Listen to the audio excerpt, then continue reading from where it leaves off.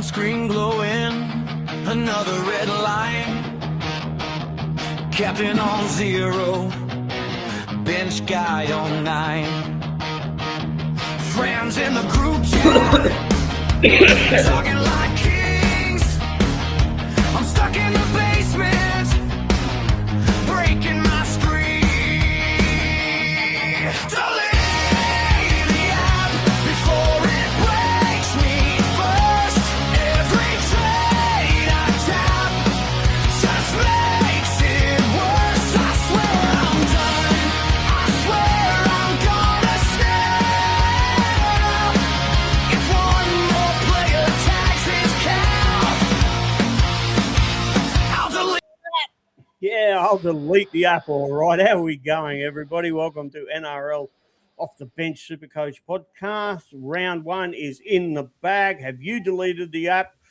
Many thanks to Dan McGrath for that song. What an absolute cracker song to start the show off with.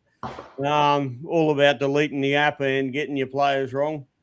I'm sure we can all relate just a little bit. How are we going, boys? I'm joined by Rossco. How are we going there, mate? Yeah, good afternoon. What was looking like a good start to the round at Vegas slowly evaporated yesterday and just went all downhill. And then today's game kind of helped a little bit with some good scores there from Latrell and David Fafita and Herbie. But all in all, pretty average round, 12-27. I completely stuffed up and I was mucking around with my captaincy and took it off Payne Haas. Not that he, ended up going that well at the end, but still got 67. And I was actually messaging Dan from Tragics going, what do I do? Because it was down to either going Tino, Herbie, or going Latrell. And then when I saw the weather in Brisbane, I decided not to go someone on today's game. So you can guess who I went with, which was Tino, who only got 44 and played bugger all minutes. So unfortunately, well behind par. Seen some massive scores out there. I think our highest in off the bench at the moment is a 1579. So, and a couple other 1500s in there. So, feel like I'm way behind the 8 ball already. So, already chasing after round 1, but it's only round 1. That's the main thing. So, but yeah, some decent scores in there. Guys like Faye Logo, Harry Grant, Trey Mooney, Helam Lukey, but too many rubbish scores. My VC, who was on Drinky, was the one who actually dropped out for me. So, yeah, not great. But as I said, it's only round 1. Plenty of time to fix up some trades and get some players in that I didn't get.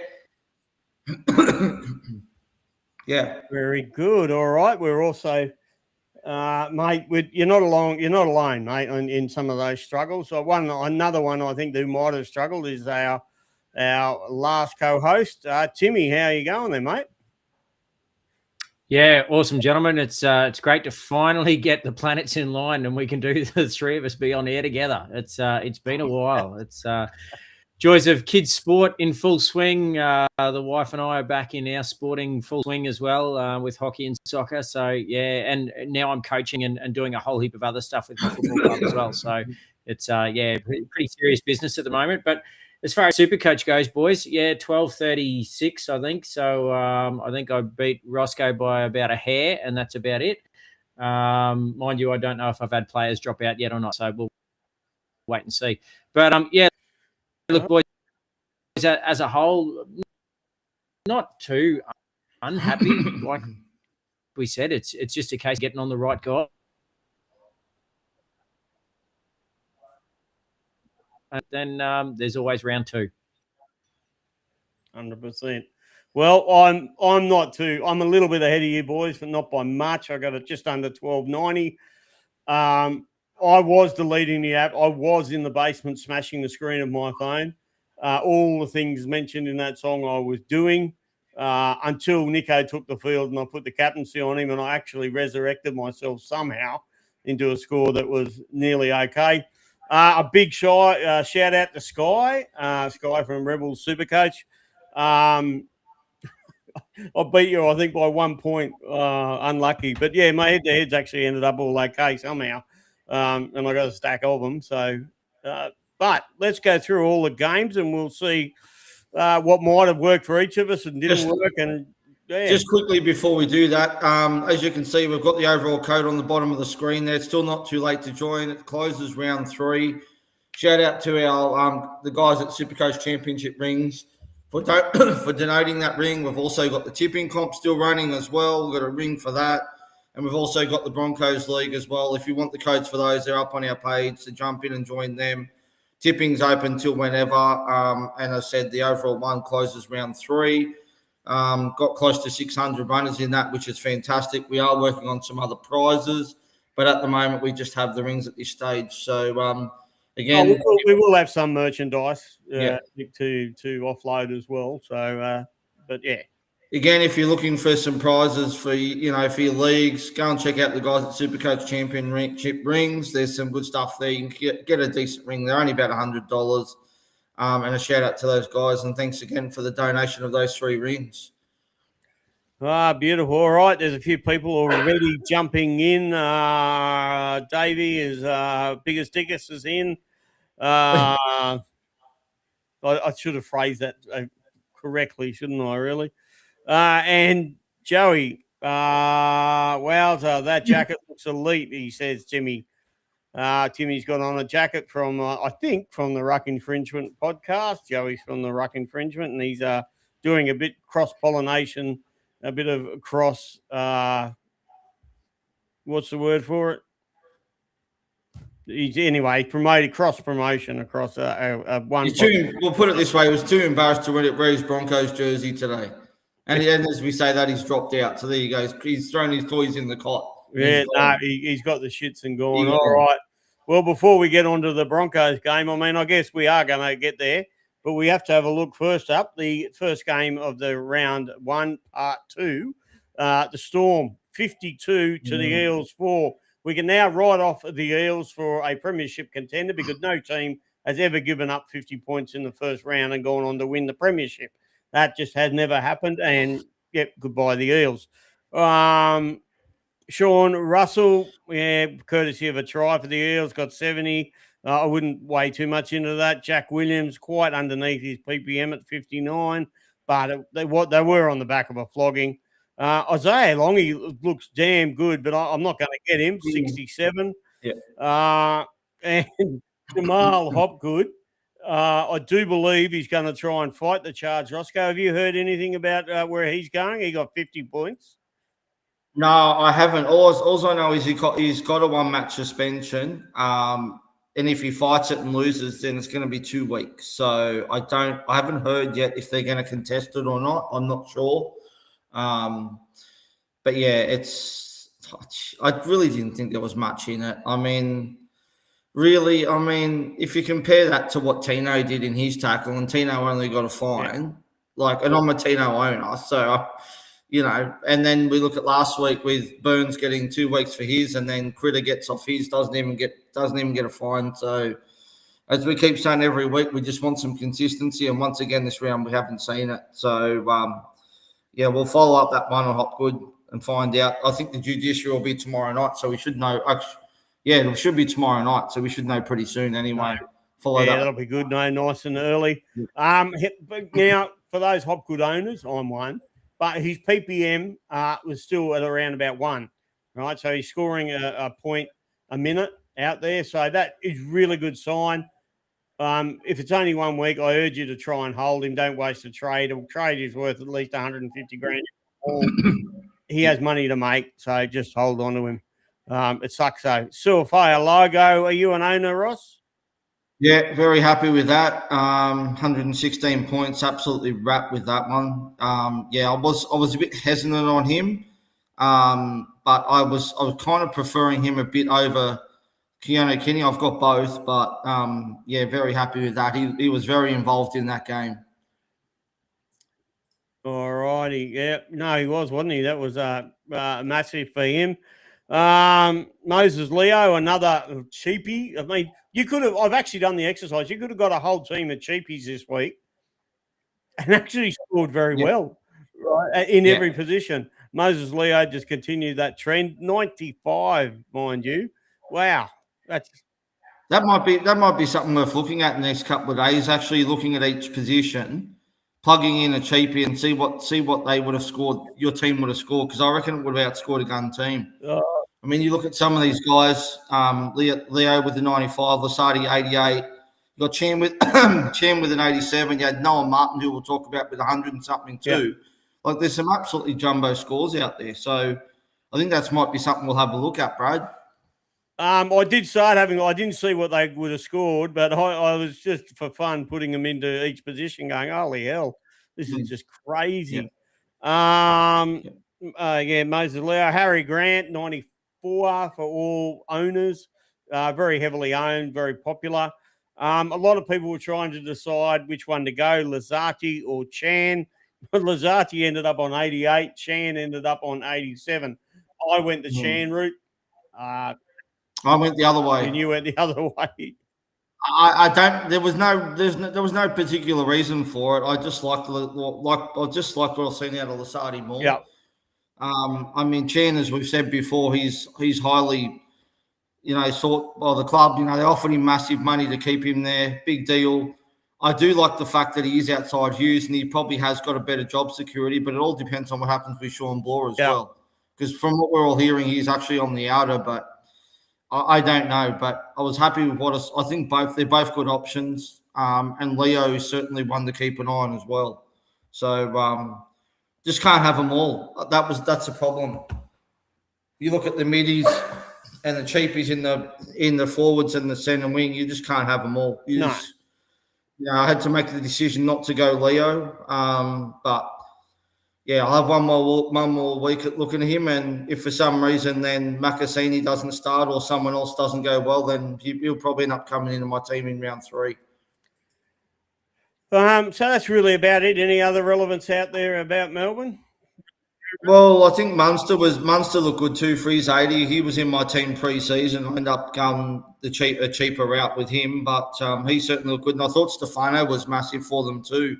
Stefano's definitely another one to keep an eye on as well, I think, at just over 500K. So definitely worth looking at for sure. No, 100%. All right. Big Ted just said he cracked 1,383. Mate, that's pretty good shit. I got to say. Oh, that'll be over par, well and truly, I think. Wouldn't be worried about that. Yeah, you'll be over par with that. You'll be no worries there, Ted. Don't give yourself an uppercut on that one.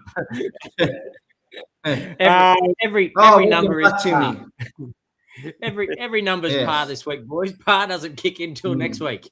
But yeah, well done anyway. I'm sure he's not going to be back in 50,000. No. I'll quickly run through the next game if you want. Yeah, Warriors Roosters, go for it. Yeah, Warriors 42 convincingly beat the Roosters 18. Tanner Boyd was the top scorer with 131. Unbelievable. Harris Tavita, 92. RTS with a 90 and Capewell with an 80. And then on the other side, Teddy with a 92. Billy Smith, 81.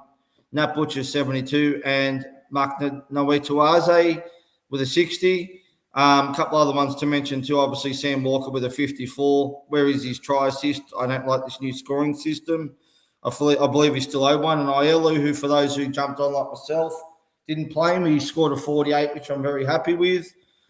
How did we go here, boys? What do we reckon in this one? I tell you what, the Warriors actually look really good in this game. Yeah, I actually enjoyed the game. I actually don't think the Roosters looked all that, didn't reflect the way the score went. Nat Butcher is certainly at 400,000, 400K. I think he got 72 points. He's one to really keep a watch on. There's about 5 of them all sitting at about 400,000 that are just massive watches. And if he can average 60 a week, well, he's going to hit get an extra 200,000 in about 5-6 weeks. So, certainly one to keep a watch on there. Jacob Laban is one that is going to get sold very quickly by me. Mistake number 1. I've got a few. But yeah, he will get pissed off, and as I said, with a plethora of cheapy options out there in the second row, and in mid pricing or down even cheaper, it's definitely time to consider what happens with Laban. Did anybody else go Laban? No, I was really concerned about I was really concerned about Liquor sitting on that bench, and I wasn't sure what minutes he was going to get. I know we've mentioned before he's a PPM beast, but I'd certainly be a bit concerned if I had him at the moment. I think you'd probably want to be moving him on sooner rather than later. I reckon. I don't even think I'd be waiting another week to see what sort of minutes he's going to get. I think it's only going to be a matter of time until Lecker's in that starting team. Yeah, well, he can't really make it with that score in his rolling average. You can't really make enough money come week 3 to make it viable to keep. Well, I don't even think he's made his break even with that score either. All right, Wayne there has joined us. G'day, Wayne. Wayne McLean. Thanks for tuning in, mate. 1306, even with Tinkwater. Sort of happy, yeah. Well, I had Tinkwater, but we'll get to that one. It's a shocker what we do there. Anything on the Warriors versus Roosters game, Tim? No, I don't think Tim's with us. I think he's in Fairyland again. I think he's gone again. He's in Fairyland. All right. I think the other one that I wanted to speak about, another one to keep an eye on because he didn't really play great minutes also too, was Aaron Clark, who only got a 47 as well, Brad. Bit of a concern there. I did see that. I was pretty keen on him all pre-season, and I ditched him to go another direction. So, yeah. Anyway, g'day, Al Fisher, 1385, mate. You've done very well there. All right. Well, now, Tim, have you got good internet back or not? No, he's just killing me. He's gone again. I don't know what he's doing. He's killing me. Oh, that was the Melbourne Parramatta game, eh? How was Will Warbrick? Oh, he's a good player. Okay, it was outstanding, and there's a vision of him on the screen now. These wingers are just some of the plays that they're doing these days. It's just freakish, but it really is. Honestly, just some of these tries that they're scoring. Now, okay, with the Roosters game, Fred Penne said Steve and non-playing reserve ended up on the bench. Why? Well, he scored 28. He shouldn't be. He got 28 points, unless he was your lowest score and he dropped out of your team. If you played him, Fred, in your 17 or your 18, and he was your lowest score, then he'll drop out. But he still should be showing his score at the bottom, though, even if he did drop out. All right, Davey London, 1432. Pretty happy with that. Outstanding, mate. Yep. Outstanding. That's what I've got. He was he top scored in the off the bench admin league this week as well. So well done to Dickus. Oh, very good. Very good stuff there. All right, so I've got some vision here. This is from our next game coming up. Yep. Yeah, Broncos and the Panthers on Friday night, the main game. Broncos, duck egg. Panthers 26. Where's Tim so we can bloody have a go at him, eh? Yeah, well, when he'll probably come back on after we finish talking about the Broncos. All right, so this game had a lot of interest with me. I was really watching very closely the way Cleary went. Nathan Cleary ended up with 65, so not through the roof, but a reasonably defensive game in a lot of ways. I mean, the Panthers convincingly beat them, but it still only scored 26 points. Dylan Edwards, 85, got his consistent. Tom Jenkins, great pod, 104 points. And for all those that jumped on Isaiah Yeo, 62, that's what we're going to get. His minutes were a bit down, but his PPM was still at 1. He was right on 1, another one that was right on 1. So he only played about 60 minutes, which often he'll play 80 minutes a game. I think he played close to 70. I can't remember, but yeah, it's not often that he goes off at all and has a spell normally. Timmy knows when to leave. A listener just said 100% right, 100% right there. I suppose the big interest in a lot of people with this soft draw the Broncos have got, a lot of us were quite interested in Broncos and which ones were going to go well. Payne Haas was one, 68. He looked the best by a mile. Like the points just didn't really stack up to what the eye saw. But you get that sometimes. And also, too, I think he ended up playing extra minutes because he went off for his spell and he was off for 3 minutes. And then Xavier Willison was forced off with a HIA. Yeah. So he came straight back onto the field. So he actually probably played more minutes than what they were planning on doing with him because of that. So I think he went close to playing nearly the whole game in the end. Pat Carrigan. And 68 is pretty good considering they really were dominated with that scoreline of 26-0. But, yeah. He did look very impressive. I liked everything I saw about him. So I said the points didn't really stack up to what I saw. Another one that was almost the same story. Pat Carrigan. I actually liked what I was seeing from him, but only 52 points. Wow, not good. Yeah. But then there were some average players. The jet ski had an absolute shocker. Reece Walsh.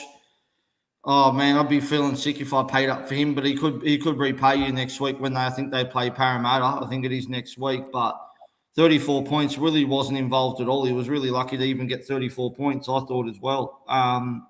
Maybe it's the new haircut, I don't know, but he certainly didn't seem to get too involved at all in this game. No, I'm an owner. I'll admit to it. Stunk.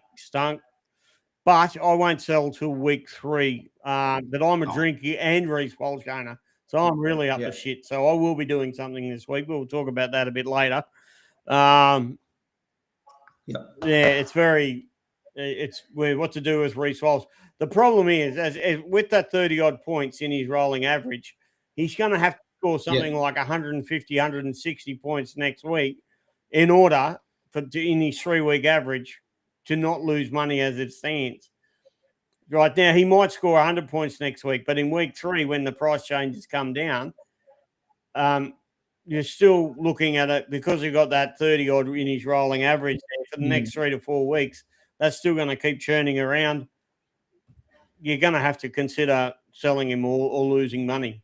He's got, as we said, he's got Parramatta next week, but then he's got Melbourne at Amy Park. Like that's not an easy game at all. But he does average well against them. In his last 3 games, he's played against Melbourne. He has averaged about 80 points. So, Look, sorry, that was Payne Haas. I'm looking at, my bad. Sorry. We get the idea.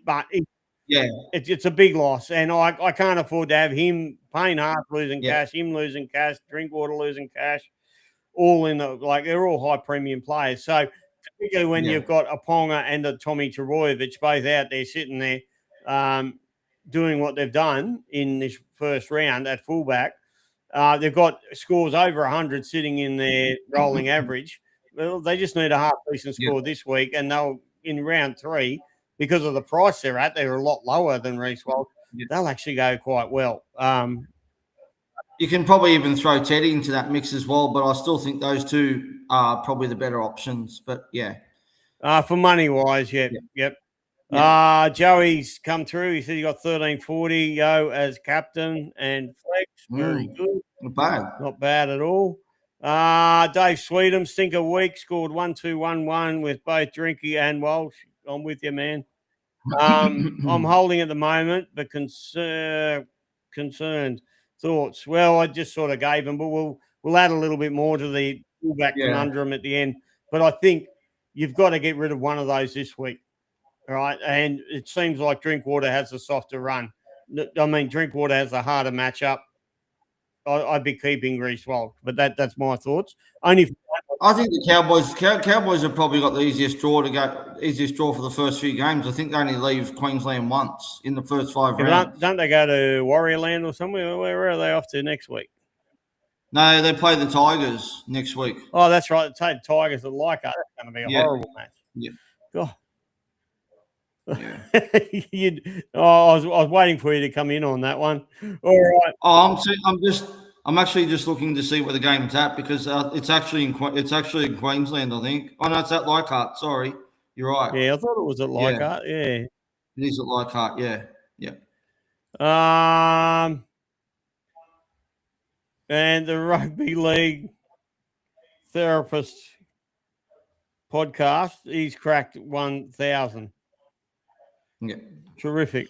I don't know what to say. I don't know whether to be happy or offer you some condolences, or I'm not really much of a psychotherapist, so I will admit to that.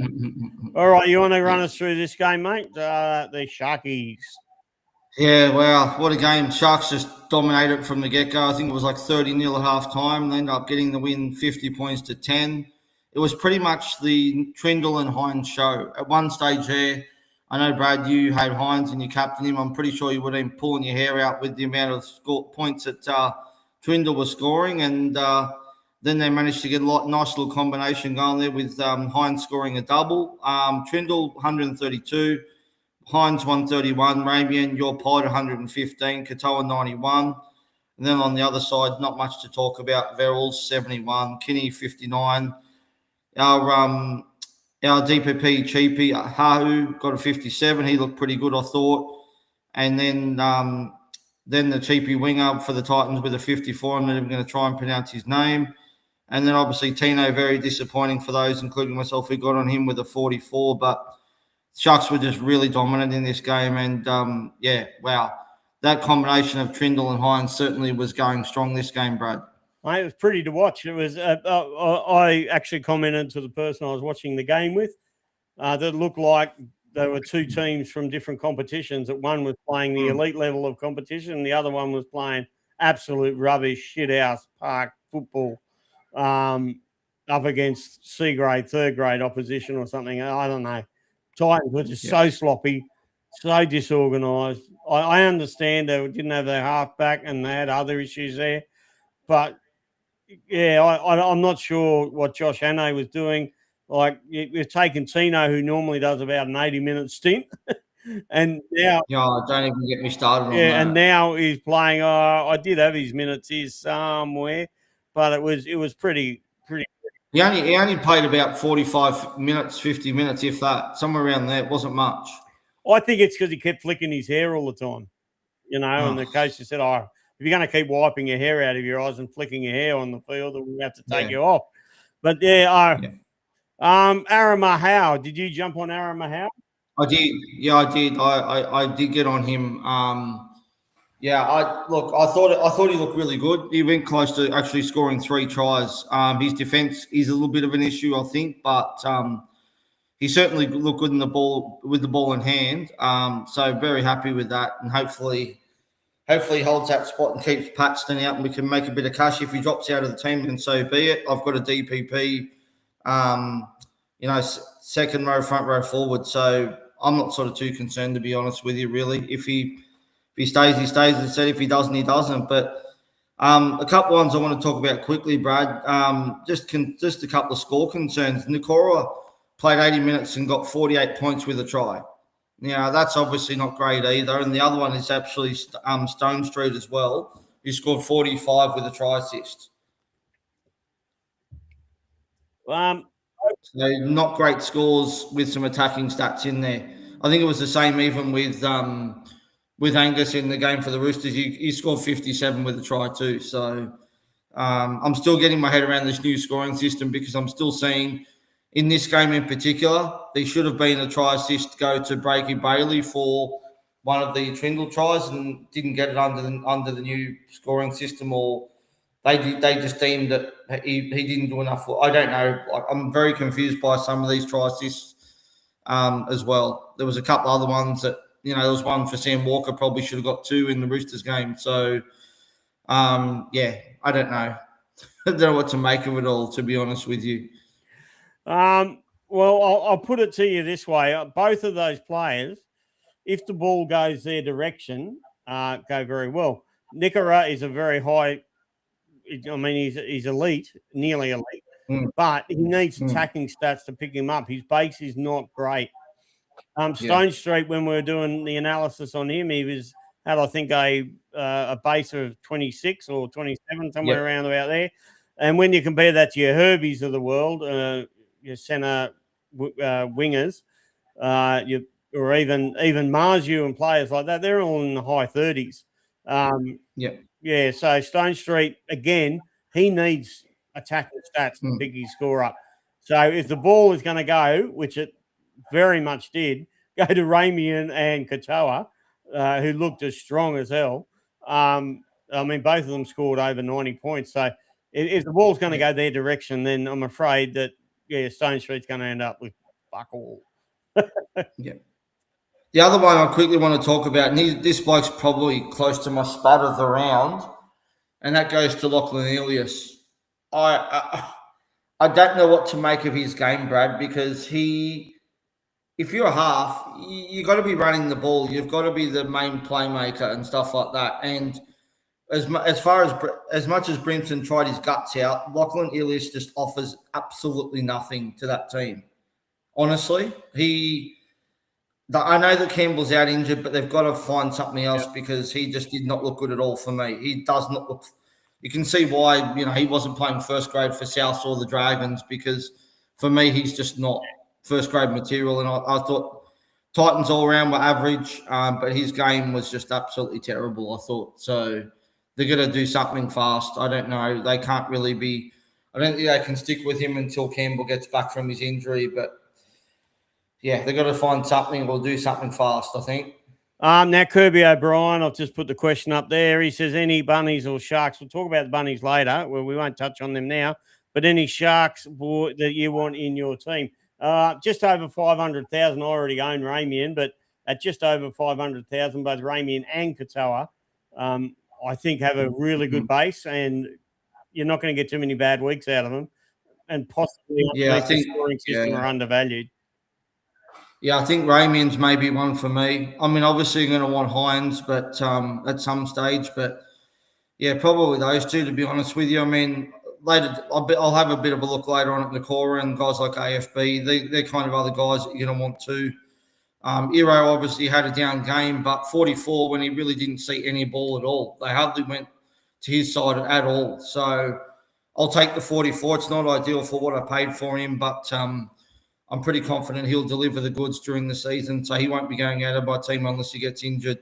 But he's definitely one that everyone's probably going to want at some stage as well. Stone Street will get some good runs, and so will Iro. I mean, they kicked almost predominantly to Stone Street's side all the time in attack. So he nearly got about 3 tries by going over the top of the Titans, but he just couldn't handle the ball, and it just didn't quite come off. But he's going to have games where that sort of play does come off. Whereas Ramian and Katoa, you put it through the hands for them. They run nice lines and things like that. So they're completely different to the kind of game that Iro and Stone Street are playing with over there on their side of the field. But that is my thoughts on that one. All right. Sea Eagles, my team now. Sea Eagles 28, defeated by the Raiders 29. Look, it was a cracking match. Congratulations to both teams. They played it in sogging wet conditions. Cooler, 108 points, topped it there. 104, Tommy Trbojevic. He's a very big watch. You should keep a watch on him. Hamole Okoladu with 73 proves that. I was a bit worried about a new half for him. Because Cherry Evans used to feed him so much. But I don't think you have to be worried, people. I think if you want Okoladu, he's one definitely that should be on your radar. Jamal Fogarty, 69. That's about what you're going to get every single week. The one that was really outstanding for Manly is Tanela Paseka. He's given plenty of work. Manly have got friggin' nothing in the forwards, and I mean nothing. This bloke is going to get worked to death this year. So if you want to get some points out of him and some cash, get into him now. I wish I was, as you would have seen, debating on who to go out of him or Flegler. I ended up going Flegler, unfortunately, but I thought Paseka looked really good as well. So I think it was hard to go. It was a hard choice between both of them, just because they're both coming back from such serious injuries as well, Brad. So. As we said earlier, we can't get it. We can't always get it right from the get-go, and this is why a lot of people are going to be, full trading for the first couple, maybe even using a boost to fix up your errors from the get-go. You're never going to get that perfect team. So, there's certainly going to be a lot of moving parts happening, in the next sort of few days up to round 3 when the price changes happen. Yeah, I won't be boosting at the get-go. I reckon Ted will be. Ted loves the boost. He's boost mad. Yeah. No, I won't be boosting, but yeah. And Davey London, he's another boost. I can see people who will. Biggest will. Yeah. Yeah, they love the boost. Yeah. All right, for the Raiders, well, I'll get to him in a minute. Ethan Sanders, 94. Well, that answered the question who the better cheapie halfback went, and I went the wrong one. Yeah, I went Sanders. You went Sanders. The only reason was mainly because he had the goal kicking. That was the main thing that got me over the line. I did have a look at the 2 draws of the 2 teams. It probably wasn't the best matchup to play Manly, but we know that they can leak some points, and we saw that last night. Didn't play him, but very happy to have his score in there. So I'm not too concerned about not playing him. I don't even know if I'll play him next week because they've got the Warriors in New Zealand. So, I may not play him then either. I'll have to wait and see. But happy to be making some decent coin out of him with a break even of 25. That's a good roll into his average for round 1. Yeah, yes. He might be in my team come round 3 for those price changes. We'll see. Now, I want to talk quickly about 2 players in this match that did play very well, but people are going to be all over them. There's going to be rage trading these people in. I'd probably say not. The first one is Simi Saagi, 72 points. He got a very nice juicy jewel being awarded to him, so you can whack him into your centres if you want. And two in your centres every single week for a bloke who's actually a forward would be lovely. My problem with him being is that it's coached by Ricky, and you got no idea. They've got so many forwards there, and Matt Timoko will be back imminently, if not this week, coming week. So trading in Simi Saagi, I really don't recommend that. The next one I'm going to ask you about, Noah Martin, 118 points. What are your thoughts here? No, I still don't. Sorry, I'm still not keen on the trading. So I believe Timoko was played New South Wales Cup this week because they just want to get a bit of match fitness into him. Yeah. So there's a world where he comes back in and then Sasagi goes onto that edge, but we really don't know I just don't know what to do with, whether to go there. I want to have one more look because we've said before with Ricky's rule out, I mean, obviously Nicholson getting injured in New South Wales Cup is obviously a bit of a tick for Noah to hold that spot. But again, you've got Zach Hoskin fighting around too. I can't go there yet. I'm happy to be proven wrong and giving him one more week and see how he goes.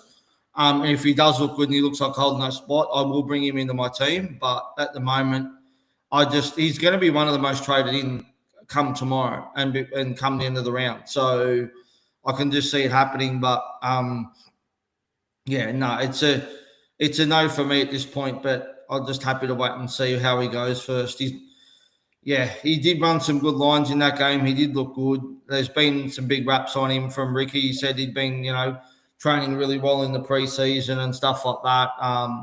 And obviously, again, as we said, they were easing Nicholson back in from his injury, and he had shoulder reconstruction or something along those lines. So I just don't have any faith in Ricky keeping him in that spot. But yeah, happy to be proven wrong.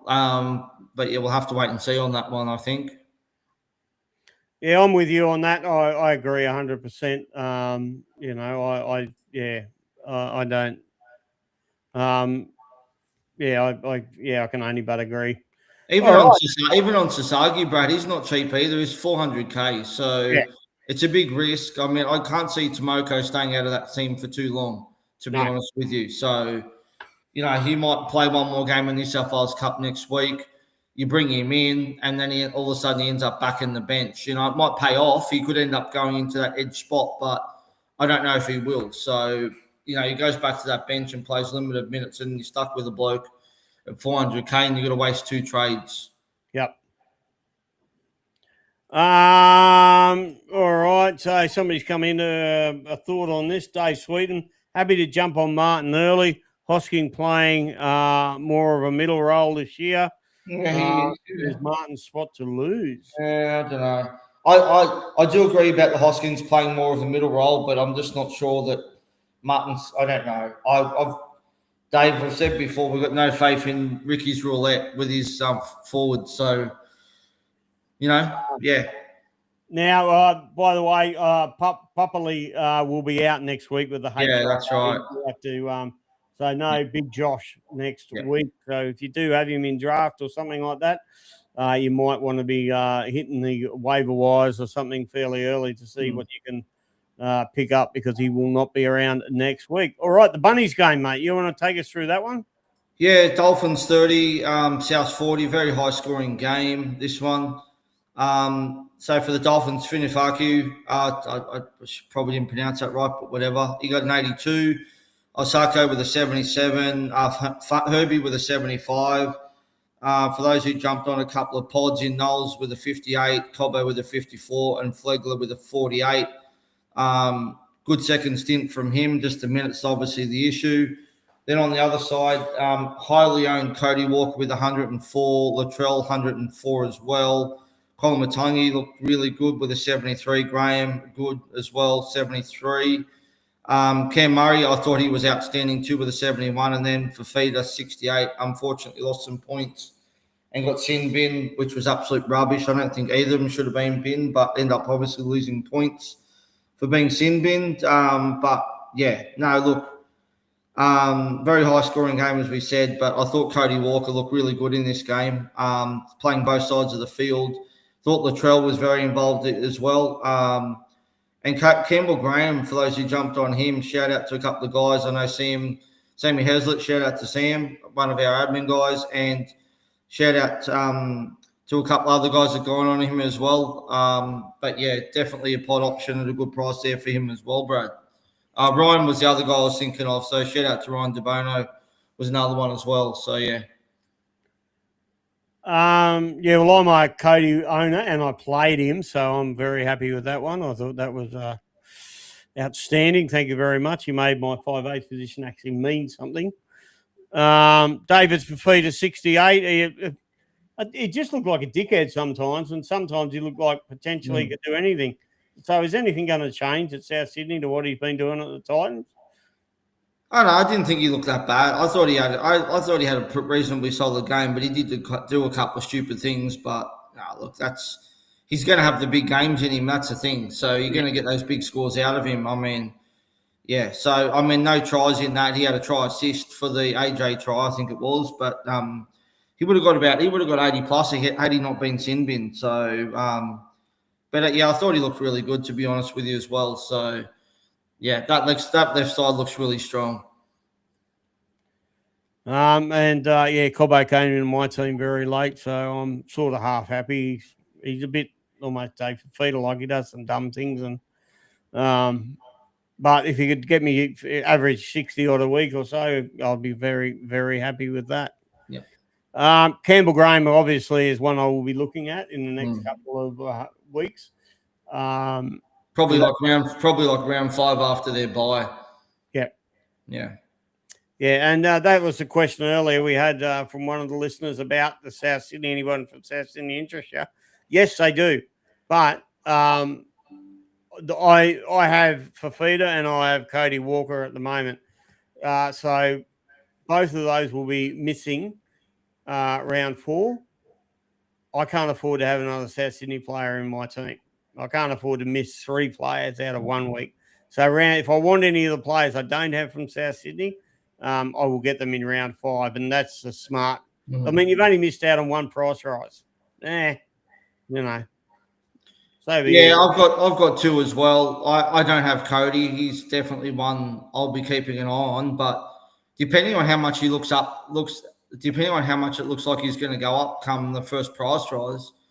I can see him where he comes into a lot of teams as well. Like I can essentially sell one of my centre wings. I can move Jackson Purdue to centre wing, and I can bring in Cody Walker. But again, do I really want to have 3 players round 4 that aren't playing? Because between Fafita and Latrell, there's 2 guns basically. That probably has me forced to play a couple of cheapies that I may not want to play. So I think it really depends on how much Cody looks like he's going to go up. But Yeah, I don't know. I just want to see a bit more out of him. He looked good in that trial game, looked good today as well, as I said. But we'll have to wait and see what happens on him. Injuries are very much a concern, but if he stays on that path, he could end up being a season keeper at the end the way he went. Yeah. No, that sounds fair enough indeed. It sure does. All right.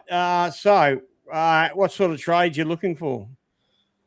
To be honest with you, I don't know yet. I'm potentially looking at trading out Drinky, even if he does end up being named. I know that he's playing the Tigers next week, but if he's carrying that rib injury, I just don't see Wellbury's goal kicking, and I'm not keen on that. Even when he came back on the field after being needled up last week, he really didn't look comfortable out there at all. So he may go, and then I may potentially jump on one of the cheapies that I've missed out on. I really have to wait and have to look at my team and just see what I'm going to do. But at this stage, there might be just the one trade. I don't know yet, so I'll have to wait and see. I don't want to be panic trading yet, Brad. I mean, Tino wasn't great, didn't get decent minutes, but I don't think I want to be selling him yet. Other than that, there's not really anyone else that I really want to trade out of my team, other than potentially, trading out Drinky. I could go the double barrel, and I could trade out Kinney as well, and I could potentially bring in Turbo and Ponga if I've got the cash to do it. So, but yeah, at this stage, that's potentially what I'm looking at doing. Yeah, well, I have the double Drinky Walsh conundrum, so one of those definitely this week will be bye-bye. I'll do a bit of analysis and try to figure out if it's Turbo I want, or if it's Turbo does have the early buy where Ponga doesn't, and I think Ponga's a bit cheaper than Turbo, so it might be Ponga, although they do have a horrid draw at times. But maybe that shouldn't scare me off. But there's certainly a few fullback sort of options there you can consider, and those two sort of, at least with that nice high score there, aren't going to lose too much cash. A Thursday night game at Suncorp against Parramatta next week. I wouldn't be selling Walsh. I'd actually have him as my VC in that game. Yeah. Oh, well, you know me. I don't like to VC people in, but that's what I mean in the first game. But I think definitely the one I want to jump on will probably, I'll be keeping Reece Walsh, and they're probably ditching Drinky, unfortunately, with the injury, and he's probably going to rub it in my face. But like I said, he's going to lose your cash, so you got to do something there. All right, so that's all the games. That's all that been covered. Now, I guess we got a stinking spud of the week. Something about this spud. Wait a minute. Here we go. It's now time for our potato of the week. Yes, our potato of the week. Thank you, Roo. He introduces that little segment. Who is your potato of the week this week, Ross? I think the whole Titans team, as I said earlier, maybe Lachlan Lillis into that too. But hard to go past Freddie Mercury refereeing that game as well, right? All he needed was a microphone. He was ready to go to sing in front of the crowd in the pouring down rain at Manly. Oh, he's got the big mo. He had it all happening, that's for sure. He didn't have me convinced. My spud of the week is this one on our screen. For those people listening to it on Spotify, it doesn't make much sense. But what it is the momentum tracker from Fox Sports. What the hell does this mean? Can somebody tell me what an AI momentum tracker actually is? What statistical basis are we using? This is just a piece of crap that you put up just to fill time and airspace, surely, because there's no actual statistical base. There's no, what's it measuring? They don't even tell you that. I know nothing about it, and they throw to it about every 2 seconds. Oh, here's a momentum tracker. Oh, you can see that they've now got momentum.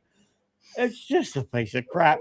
I'm sorry. It's my potato. It might be just one for me, but I don't really understand it either, to be honest with you, Brad. So yeah, I'm with you on that one. I know what a try assist is. I know what an offload is, but a momentum tracker, it just means nothing. It just fills up airspace that I'd rather listen to Blocker get names wrong all the time than to listen and wobble on about. At least he can name the. At least he can pronounce the alphabet's name correctly when he commentates. I'll give him that. I think that took him a long time. Just a quick shout out to Shane John, coach of Hines and Seek. What about that name, Brad? That's a good one, Hines and Seek. I like that. Very good. Very good, Shane. 1580 this week. And he just posted up on the post that I put up for Shelsha Scores. Well done, Shane. Cracking score, mate. Great start. He obviously activated the VC loop, so I'm guessing he had the VC on Ponga, would be my guess. I'm not sure. But and then poor old Wayne Stoddard. He's my best start ever, 1463 and still lost. Oh. Holy dooly. Wow. Paul Wayne. 63 and you still lose, man.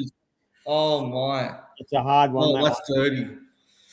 Oh, anyway. No, that's a hard one. All right. Well, me and Ross will be back on Tuesday. I'm not sure if Timmy's going to find the keys to his internet again, or if his wife's unplugged the computer.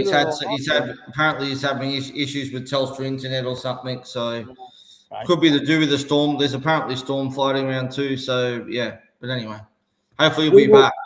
We will be back at around about, we don't know if we're going to go live, right on Team List Tuesday time, but somewhere in between 4 o'clock and 6 o'clock, we will let you know Tuesday. We will be there somewhere. Yeah, Ross? Yep, definitely. Yep. All right. Thank you, everybody, for, all right, wait a minute. We've got one last question come just shooting in there.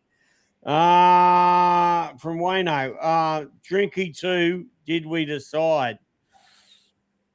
Well, I'm not going to tell you concretely who, but I think that Ponga has a better upside, I think, because of Manly's early draw.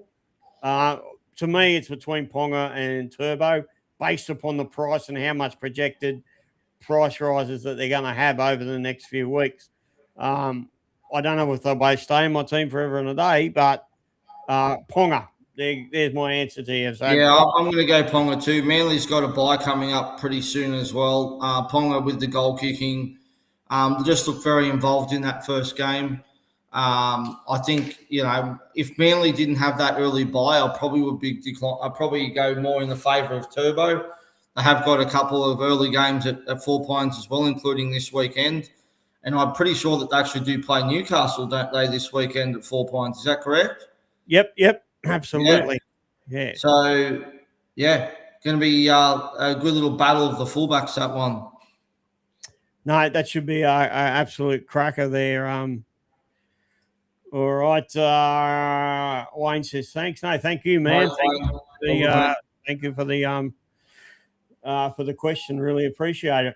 All right, folks, we're definitely going to be back on Tuesday. Watch out for us there. Watch out for the socials. The article will be up tomorrow. You can also put questions in the article, which I also always throw out to our live feeds as well. We always love all that sort of engagement. Until next week, rage straight your ass off and have fun super coaching. Stay safe, be good, as Tim would say.